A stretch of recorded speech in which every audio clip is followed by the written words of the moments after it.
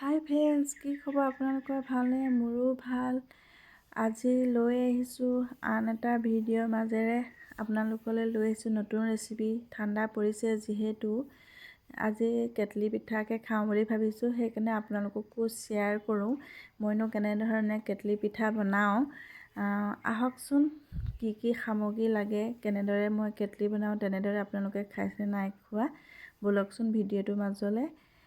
এয়া মই চাউল তিয়াই থৈছোঁ, অলপমান সময় তিয়াই থৈছোঁ। মই এয়া চাউল লৈছোঁ চকুৱা চাউল, আপোনালোকে হেৰি চাউলো ল'ব পাৰে, ভাত খোৱা চাউল। এইফালে পাত্ৰ এটাত টুকি ল'লোঁ, টুকি লৈ এয়া চাওক পানীখিনি যাবলৈ দিলোঁ, এনেকৈ মুঠি মাৰি চালোঁ অলপ সেমেকা যেন হৈছে, সিমানতে থৈ দিছোঁ। আনফালে আকৌ মই এই নাৰিকল ৰুকি পিনি থলোঁ। এইফালে মই এতিয়া পিঠাগুড়িখিনি মিক্সাৰ বাতিত গ্ৰাইণ্ড কৰি ল'ম। এয়া চাওক মিহি সৰু চালনীয়ে চালিছোঁ, সৰু চালনীয়ে চালিলে ঘন হয়, মিহি হয়। যিমানে চালনীখন ঘন হয় সিমানে পিঠাগুড়িখিনি মিহি হ'লে ভাল হয়, পিঠাটো খহটা নহয়, ভাগি যোৱা চান্সটো নাথাকে। এইফালে মই খুন্দি লোৱা হৈ গ'ল, তাৰে অলপমানহে বনাম, বাকীখিনি থৈ দিম। এইফালে মই বাচন এটাত যিমান পৰিমাণৰ বনাম সিমানখিনি লৈ লৈছোঁ। এয়া চাওক, ইয়াতে মই অলপমান নিমখ দি সানি ল'ম, নিমখটো ভালদৰে মিশ্ৰণ হ'বৰ কাৰণে। এয়া চাওক মই সানি লৈছোঁ।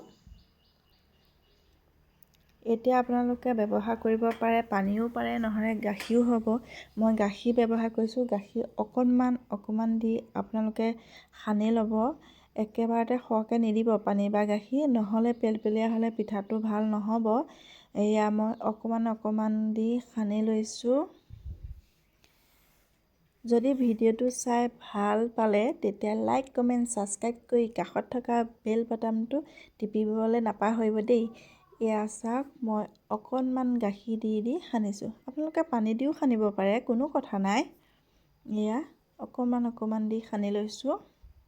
একেবাৰতে দিলে পেলপেলীয়া হৈ যাব নহয় জানো, সেইকাৰণে অকণমান দি ভালদৰে সানিব। এইফালে মই গোন্ধ মাৰিবৰ কাৰণে এয়া চাওক ঘিউ অকণো সানি লৈছোঁ। আপোনালোকে লং, ডালচেনি ভালদৰে মিহি ইয়াত দিব পাৰে, কোনো কথা নাই, ধুনীয়া চেণ্ট মাৰে খোৱাৰ সময়ত।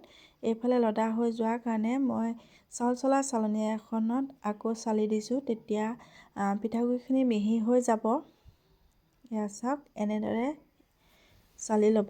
এইফালে মই ডেক্সিত জুইকুৰা ধৰি ডেক্সিটো উঠাই থৈছোঁ, পানীখিনি ভালদৰে উতল আহিবৰ কাৰণে। সাফৰ চটাত মই ঘিউ অকণ সানি লৈছোঁ, আপোনালোকে ৰিফাইন তেলো সানিব পাৰে, কোনো কথা নাই। তাৰপিছত মই ইয়াত পিঠাখিনি দি ধুনীয়াকৈ ধুনীয়াকৈ কৰিছোঁ, মোকলাই দিছোঁ।